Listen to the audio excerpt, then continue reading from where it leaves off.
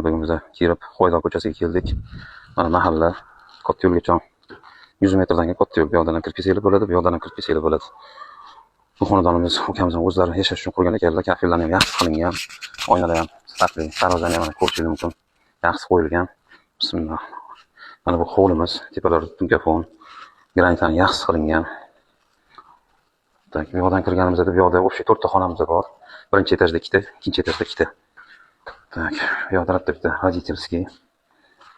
Tupli pol, batareykalar qo'yilgan. Bu yoqda sanuzeli. Kafillardan chiqqan.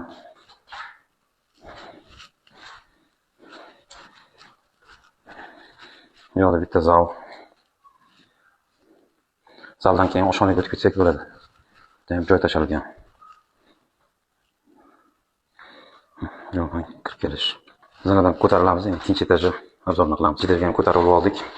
Bu joyimizda ikkita sanuzelimiz, ikkita spalni, bitta sanuzelimiz bor. Yorug'. Yaxshi akfa batareykalar qo'yilgan. Ekoplas romlari, gipskabdolar bo'lgan, bitta malarkasi qolgan. Vannalar kafildan chiqqan. Yo'qda yana bitta spalnimiz bor. Oldik. O'sha oshxonamiz, yo to'g'rida yana ikkita xonamiz bor, sanuzel bilan ota-onalar uchun qurilgan joy ekan.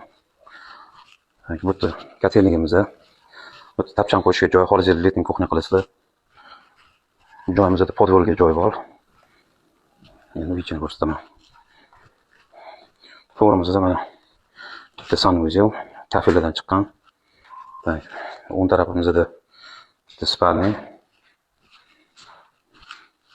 Hamma xonamizga yorug'lik tushadi. Mana ikkinchi spalnimiz. Sutga tushgan xonadonimiz, olsa xonadan tashkil topgan 4 ta sanuzel. Bu xonadonimizning narxini 180 ming olamiz, shu turishi. Yani tepasida kelishadigan joyi bor.